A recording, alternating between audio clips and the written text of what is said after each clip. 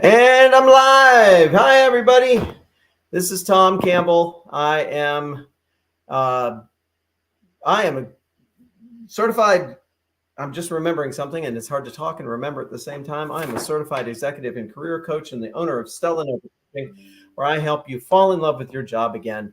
And right now, I need to grab a link.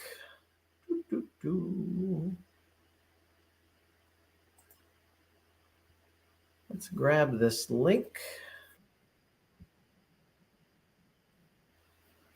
And then, all right. There we go. So how's everybody? Happy Christmas week. Next week is Christmas, a week from today. Very, very exciting. And 2 weeks from today is New Year's Day. New Year's Day, 2024. There's only 2 weeks left to 2023. I don't know how that has happened, but it is astounding that it has. I'm just going to put a thing. Ask me a question. I am here doing coaching office hours. What this is a chance for anybody to ask a question. I am a certified executive and career coach, and I work with people all the time that want better things for themselves out of their jobs. They want to be less stressed. They want to be less overwhelmed. They want to not have to deal with the stress of a supervisor that's micromanaging, all kinds of things. And so I help people do that. I'm having a little tea tonight. And then as soon as this is over, I think I'm going to go to bed. I'm going to try to get more sleep. And I don't have a place to put my tea bag. Oh, yeah. Okay. Garbage.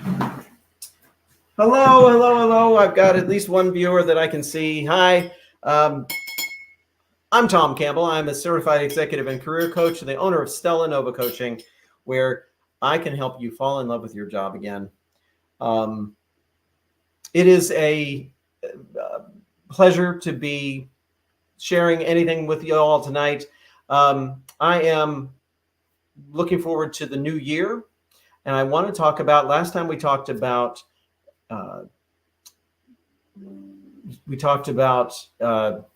all of a sudden the brain is not working very well tonight.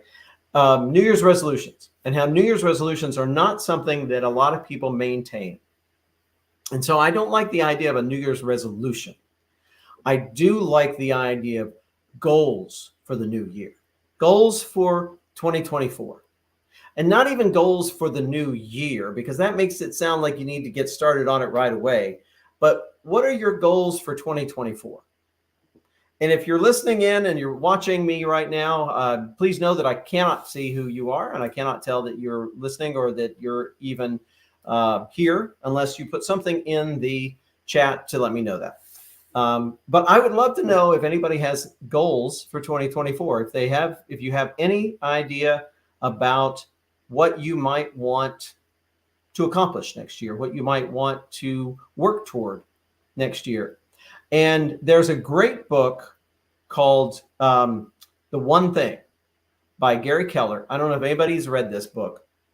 In it, he says a lot of really interesting things. One of the things he says is that he believes people are not as successful as they could be because they are setting reasonable goals. And that sounds kind of funny. But he explains it this way. He says, he was a real estate guy for a long time. If I sell 10 houses in a year,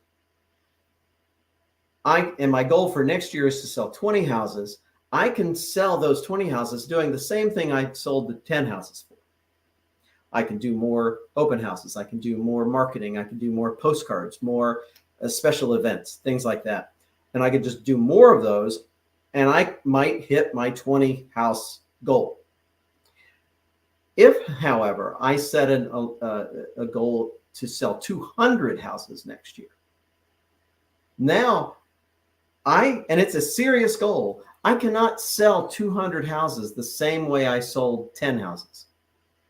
I cannot sell 200 houses by doing more marketing or more open houses. I have to rethink my whole business model. I have to rethink what I'm going to do and how I'm going to do it, how I'm going to get attention and new systems. And we got Canada in the house. New systems and new, it's good to see you, Elizabeth. I'd have to come up with new systems, and I'd have to come up with new ways of doing things. And I might make mistakes because I've never done these before. I'm going to come up with a new way. I'm going to trip. I'm going to fall on my face. I'm going to get back up. I'm going to do something else. And at the end of the year, I may not have sold 200 houses. I may have only, let's say I didn't even get half that. I only sold 80 houses. For all my work, I only sold 80 houses. But 80 is a lot more than 20. And the point that Gary Keller is making in the book is saying, you can set yourself an extravagant, bold, audacious goal and work toward it and get farther than you would have had you been working toward a more reasonable goal. Now, a reasonable goal might be one that you actually hit, and that makes you feel good. That's a little bit of an endorphin rush to make your goal. It's actually a big endorphin rush to hit your goals. But here's the thing. You get to decide. You get to decide whether you want to hit that, whether you need to hit that goal or not. Maybe that's your goal. You're shooting for the moon. You're not going to hit the moon, but how far are you going to go? Right? There's a quote that I learned in 10th grade English that's coming back to me right now.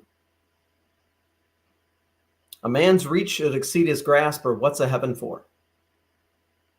The point being, reach for more than you can reasonably hope to ever hit, but then reach for it. And when you reach for it, you'll hit farther than you ever thought you would. But you got to be okay with not actually hitting your goals. That's a given. You're going to work as hard as you can. If you don't get there, you don't get there. I love these books. I love people who write interesting books. Gary Keller is one of them. There's a series of really, really interesting books around things that I talk to clients a lot about, around job searching, finding a job that aligns with your values, finding a job that makes you happy, and that's not a small thing. Don't think, I sometimes talk about helping people be happier at work, right? Oh, it says I have 4 people watching. Great. If you're watching, just say hi in the chat. I'd love to know that you're, I scared people away. I don't know if I did or not. Say hi in the chat. I'd love to know you're here. The idea of these books is so interesting. I think of them like a cookbook. If I get 1 or 2 good ideas that just sort of resonate and stick with me over time, like this Gary Keller book, he has some great ideas in that book that just sort of pop for me. Now, I don't know, he probably had 100 ideas in the book, but 1 or 2 of them popped, and it was worth the reading the book. There's a couple of other books I wanted to share with you guys tonight that they really, I keep finding myself coming back to them over and over and over again. And I don't know if anybody has been in a training program where they've studied these books. First of all, let me say, anything by Brené Brown, anything at all. She's I really, really get a lot out of her. She is a psychologist and an author who talks a lot about vulnerability and talks a lot about how to show up is sort of the point. Showing up, being vulnerable, putting yourself out there, that by itself is a big, big piece of living life to the maximum. So anything by, and she's got several good books, but anything by Brené Brown is a good one. Again, my name is Thom Campbell. I am a certified executive and career coach and the owner of Stella Nova Coaching. These are my office hours. And if you're watching, please put a hi in the chat so I know you're here. Another book, and one that is, it's been around for a long time, Strengths Finder.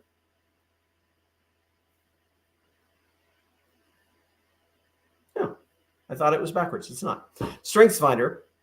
I thought my video was turning things around, but then I could read Strengths Finder in the video. Strengths Finder 2.0. It's a really, really great way to think about getting to know yourself better. A lot of coaching and a lot of living a better life, living an easier life, living a life that feels more in sync with your values is really about understanding yourself better. And Strengths Finder is a great way to start. If you've not done Strengths Finder, I highly, highly recommend it. The whole book is, it maybe costs $15, I think. Oh, sorry, $25. It's a little book for $25, but it has a code in it that you can go online and take an assessment, and the Strengths Finder will tell you what your strengths are. And the idea behind this is everybody has strengths. Strengths are like light. There is no such thing as darkness. Darkness is not a thing. Light is a thing. Heat is a thing. There's no such thing as cold. It's the absence of heat. There's no such thing as dark. It's the absence of light. There's no such thing as weaknesses. There is only strengths. Strengths. And everybody has some. Everybody has strengths. Now, we are taught growing up that we are going to be good at some things and not good at some other things. And we really need to work at those things that we aren't good at. And we've got to work at those things. And if you're not good at X, Y, or Z, you've got to work at X, Y, and Z. Strengths Finder takes the approach of saying, you know what, the research doesn't show that that's going to be very helpful. Let's say, and it says if you focus on your strengths and you work on building your proficiency around your strengths, you will not only get better at those things, you will get phenomenal at those things. And then you will be phenomenal at things. You can work equally hard on things that you don't have natural affinity for, you don't have a natural strength for. You can get better at it, but you're never going to be phenomenal at it. You can get better, but you're never going to be great. Think Michael Jordan. Michael Jordan was born with natural athletic ability. He was born with natural basketball talent. He didn't sit on that talent. He developed it. He worked hard. He worked hard to develop the things that he was already strong in. He already had natural strengths, and he built those strengths, and he managed to become the best in the world at his sport. Now, he was not naturally good at some other things. It was irrelevant. So he built I could work as hard as I could on basketball. I could work as hard as he did at becoming better at basketball, and I would get better. I would never get phenomenal. Never. He did because he had the natural strengths, and that's what he built himself on. And that's what this book says. So, for example, one of my natural strengths, and I've taken the test a couple of times, one of my natural strengths is communication. You might think that's odd because I can't find words tonight. But yes, one of my natural strengths is communication. And one of the things that I am good at is talking with people in here. But there are 40 strengths in here. And if you take the test, it gives you your top 5. You work on your top 5. And that's a big bonus. I think I really love Strengths Finder. If you've never done it, please make yourself a gift for the holidays of this book, Strengths Finder 2.0. It's only, well, this is a couple years old. It was $25 then. It's probably less less than 30 anyway now. So anyway, StrengthsFinder 2.0, excellent book. So again, I'm going to introduce myself. I'm Thom Campbell. I'm a senior certified executive and career coach and the owner of Stella Nova Coaching. And these are my office hours. I help people navigate job and career issues, and I would like to answer anybody's questions tonight that may be listening. So if you're listening, please put a hi in the chat and just say hello, so I know you're there. Otherwise, I have no way of knowing that you're around. And I'm going to have a sip of my extremely hot tea. Excuse me. Yeah, it's hot. So I want to get back to this in December so far. This is the third coaching office hours I've done in December. Thinking about your goals for 2024. Think about your goals. And one of the things, I'm giving a presentation later this week. And I think what I'm going to do during the presentation, it's a very short presentation, but I want to describe, I want to demonstrate for the audience a little bit about coaching. I can't coach it's a 10-minute short presentation. I can't coach in 10 minutes. Actually, I could with a little bit of preparation, but I'm not sure it would really give the whole impact. But what I want to do is I want to say there are some basic things around coaching that will help. The first one is, if you think about your goal for 2024. And this is what I want to say to the group. I want to say, everybody, think about your goal for 2024. Your goal for 2024, and write it down. And so I'm going to have a piece of paper and it'll say goal for 2024, and they'll have a space to write it. I give them a couple minutes. And then I want a space for, if you had that goal, if you achieved that goal in 2024, what will that mean for you? What will it mean for you?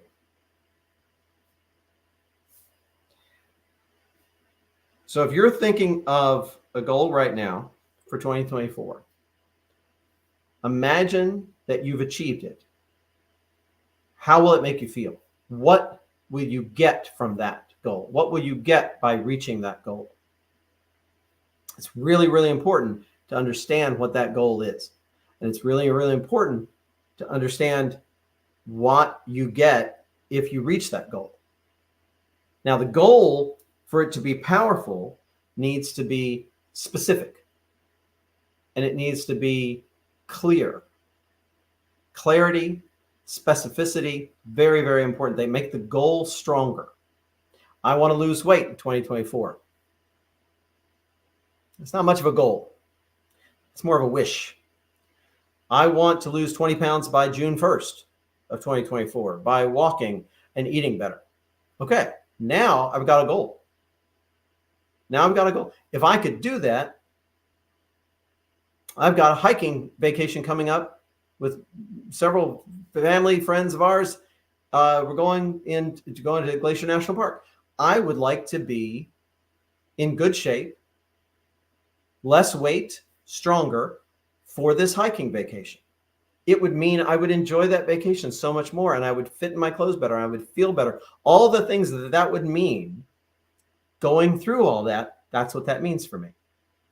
So I have goal. I now have the meaning. Now, there's one more piece. What is my resistance? What's going to stop me? What's going to get in my way? My resistance is a really, really important piece. And resistance is a function of a lot of different things. It's a function of your fear. It's a function of the distractions that are surrounding you. It's a function of priorities, right? You may have other priorities, but that also gets into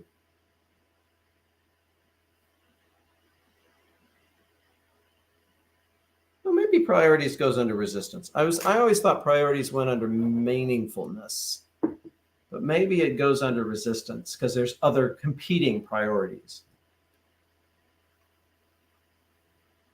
Because the the idea of resistance has to contain an analysis of energy management, because energy management is the function of, you've got energy coming in, you've got energy going out, constantly going out, constantly coming in, and it's different for everybody. What gives you energy? What takes energy away? If you are worried about,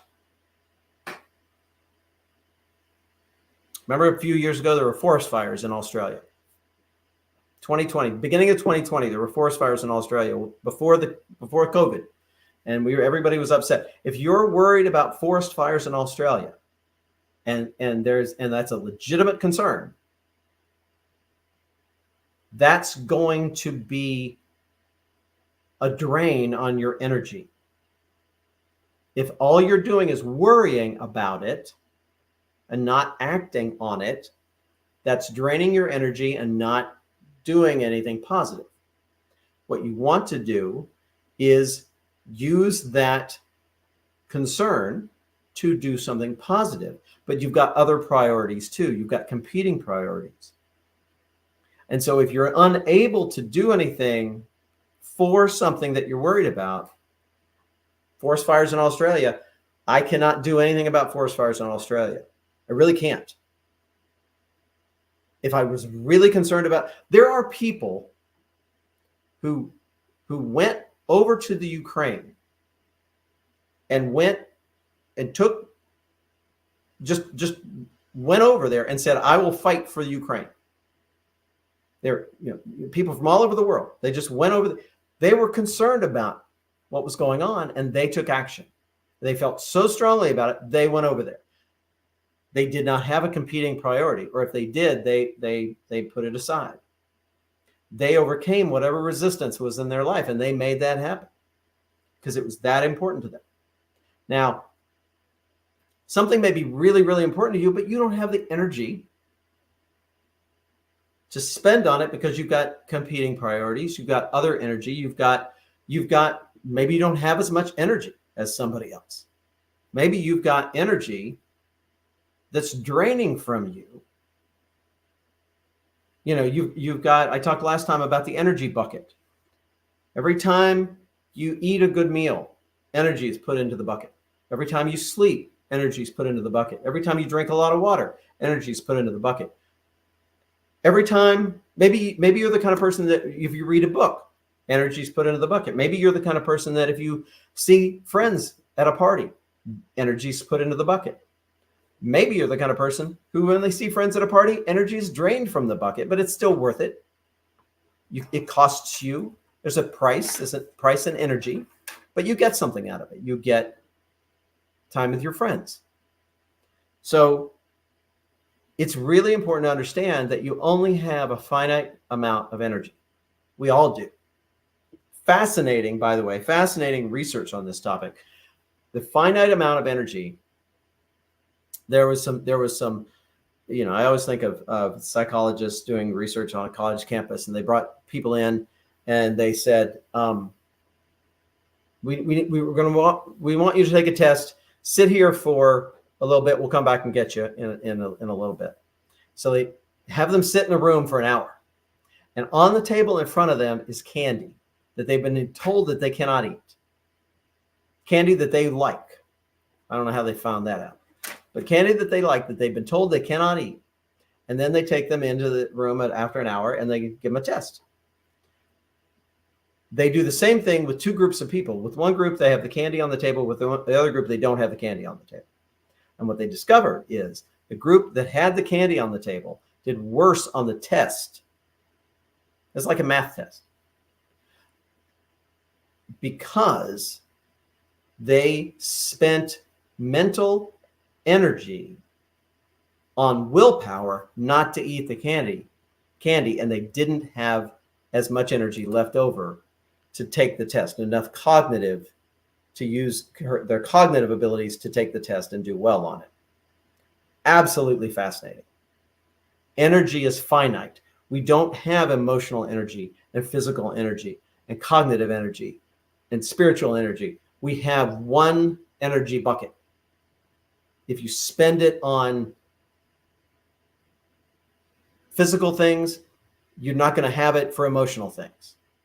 If you spend it on emotional things, you're not going to have it for intellectual things. You have one energy bucket. It's very, very important to understand that. Another great book, by the way. Okay, so before I go to the next book. So goal for 2024, be specific, give it a deadline, and give it as much detail as you can. That will strengthen the goal. Then, if you reach the goal, what will that give you? What will that mean for you? Be specific there too. How will you feel? Then, what's your resistance? What are your competing priorities? What's your energy bucket situation? And on that point, by the way, if you're just joining, I'm Thom Campbell. I am a certified executive and career coach, the owner of Stella Nova Coaching, where I can help you fall in love with your job again. And tonight, these are my office hours. We're talking about 2024. We're talking about goals for 2024. If you've got a goal, please put it in the chat. If you are listening and you just want to say hi, actually, please say hi. Say hi so I know you're watching. I don't have any other way of knowing that anybody watches unless somebody says hi in the chat. And even then, I'm not sure I see it. So that's weird, right?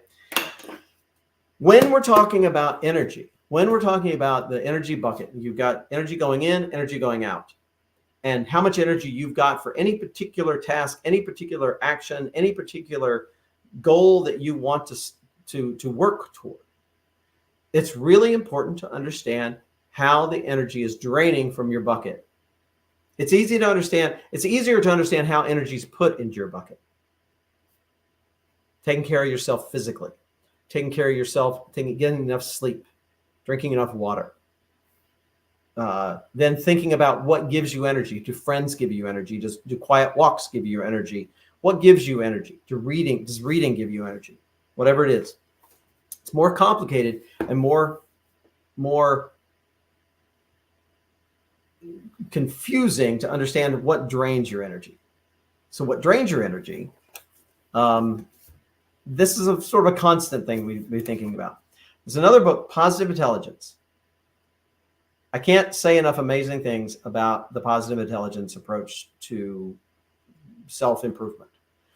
Positive intelligence is a function of understanding yourself better so that you can manage yourself better. We get in our way all the time. It's not a fault. It's not a flaw in our human condition. It just is. It is what it is. We all get in our own way, and we get in our way with habits that we've developed over the years, habits that we developed to protect ourselves in some situation. And now we are in those habits and we can't move forward because those habits are keeping us, those habits that we needed at one point. Google Golden Buddha story. It's an awesome story. I love the Golden Buddha story. Or buy this book because the Golden Buddha story is in here. Maybe I'll read it in a minute if I get bored with my monologuing. If you get bored with my monologuing, if you want me to read the Golden Buddha story, just say so. I can do that.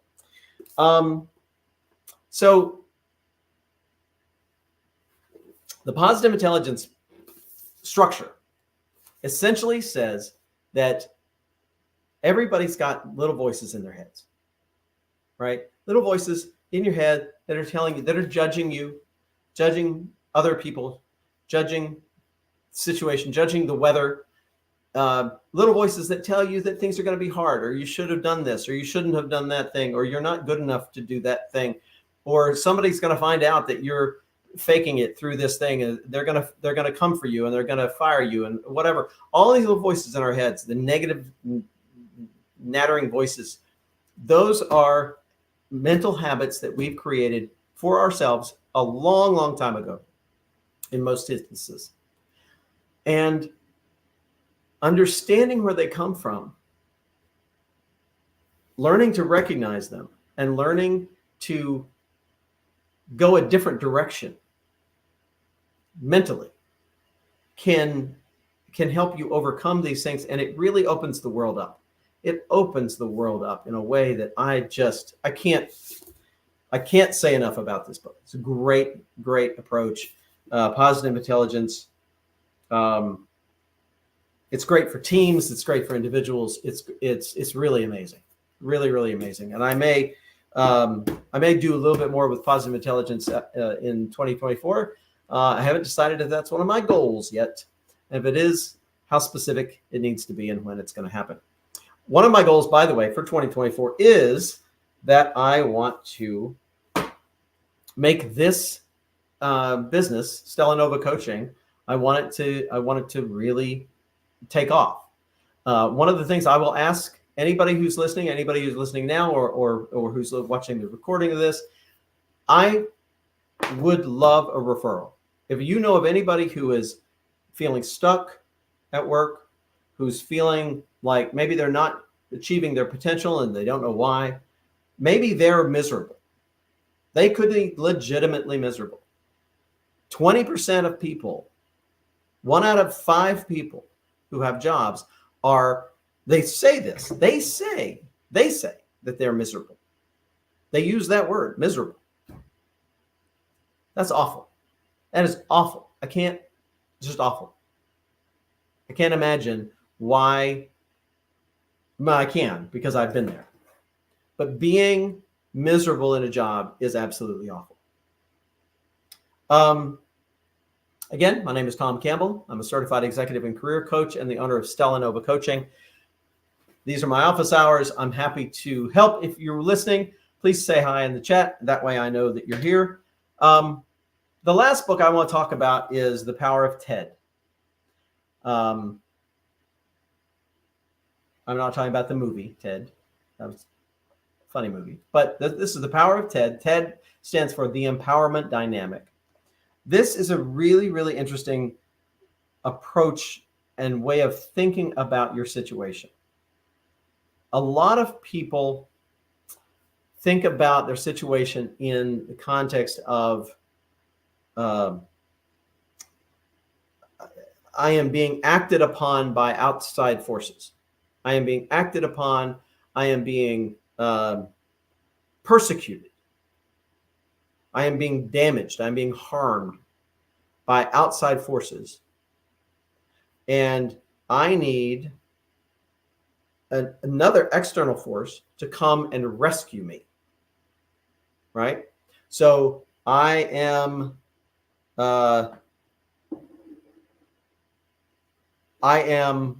miserable at my office because my supervisor is a jerk.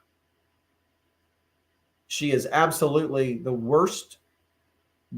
She came in when she started, guns blazing and just ready to fire everybody, and she's just miserable to work for. I need to leave. I need somebody to give me a job. This is a victim role that I'm taking. My supervisor is acting on me, persecuting me. I need somebody else to come and give me a job, take me out of this situation. It's a very common, we don't think of it as victim. We don't think of it like that, but that's essentially what it is. And the problem with that way of thinking is that in that scenario, you have no power. You are being acted upon, and you need to be rescued away. No power in either one. The persecutor is not giving you power. The rescuer is not giving you. They are both disempowering you. Right? So the persecutor has all the power. Power, persecute. The rescuer comes in, also has all the power, takes you away, rescues you, makes you happy. Great. Still, you don't have any power. You're happier because you're out of that situation, but you've still not developed your power. And coaching is about long-term, coaching is about power, developing your own power to deal with life, to make yourself happy, to find the things and to reach the goals that you want to reach. Right? So what the power of TED is, and by the way, this book, probably read this book in an afternoon at the beach. Easy. Although a week before Christmas, I don't guess anybody's going to the beach anytime soon. Although maybe people are. If anybody's listening from Australia, it's summer there. So yeah, you have a Barbie on the beach. But what the power of TED says, it takes this idea and it turns it on its head, right? So in my case, I am being persecuted by my boss and I need somebody else to come and give me a job. Or I go to, let's say I'm being persecuted by my boss and I go to the HR people and I say, you've got to transfer me because my boss is a jerk. And I am looking to the HR people to be my rescuers. They might not. I am completely at the whim and at the mercy of other people and their actions. And they're not just their actions, but the quality of their actions. They might want to do something and can't. So what the power of TED says, turn that upside down. And now you are, what do they call it? There's a word. It's actually kind of fascinating. It's really, I love people who think like this. Shifting roles.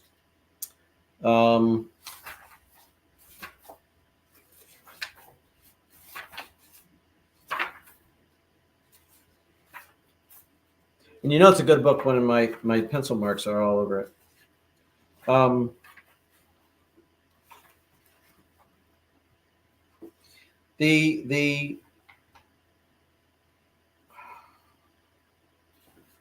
right. So instead of a victim, the person is not being a victim. The person is being a creator. That's the word. I found it right when I found it. The person, instead of being a victim, you're a creator. Now, the creator is now acted upon by my boss, who's a jerk. My boss, who's a jerk.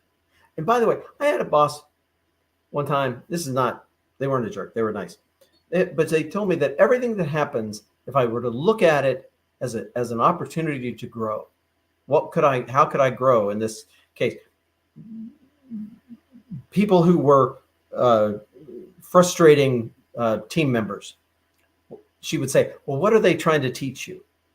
And I would get so frustrated. I'd be like, they're just being annoying. They're not trying to teach me anything. But her point was, I think she would have liked this book. So the creator, not the victim anymore, but the creator is acted upon not by the persecutor, but by the challenger. So I am now in a situation where my boss is being a jerk to me, and she is challenging me. She's created a challenging situation, no doubt. It's up to me to do something about that. What am I going to do about that? Well, I can do a lot of things. Depends on what's going on. Maybe I get a coach. Maybe the coach it helps me to see what things I can change that I'm in control over in that situation. Doesn't change my boss. I can't change her. She is still the challenger. The coach helps me think through things. Instead of rescuing me, the coach helps me figure things out and empowers me to make the changes I need to make in that situation, to make my situation better, to make me happier, right? So at the end of the day, Maybe I go out and find my own job. Maybe I just turn on the networking charm and I go and I do research and I go out and I found my own job. I didn't get rescued. HR didn't come in and tell my boss to back off. I went out and did my own thing with the help of my coach, not a rescuer, but an empowerer. My coach empowered me. And now I'm in the new job, but I'm already a better person. I'm already a stronger, more confident person in this new job. Right? If somebody had if HR had come in and whisked me away and put me in another, I wouldn't be any different. I'd be the same. And I'd be more than likely ready to fall right back into that victim mentality. So this is what this Power of TED is. Fascinating book. If you're looking for Christmas gifts for people you care about, Power of TED, Positive Intelligence, StrengthsFinder 2.0, and anything by Brene Brown. Awesome. Also, think about coaching. Got anybody that you would like to give a gift to? Coaching would be an interesting gift. I don't know. It'd be like buying somebody a gym membership, maybe. That probably depends on who it is. They might not appreciate it, but they might. So if you have questions, please reach out. It is 8:14. I'm going to wrap this up. I hope everybody has a terrific holiday. By the way, not going to have office hours next Monday night because next Monday is Christmas Day and we're going to skip it. I'm not sure about New Year's Day. May likely skip that too, but I will let you know. Watch my Facebook and my LinkedIn. I hope everybody's having a great holiday time. Please, if you have any questions at all about coaching or about a job situation you're going through, please reach out to me. Again, my name is Thom Campbell. I am a certified executive and career coach and the owner of Stella Nova Coaching, where I help you fall in love with your job again.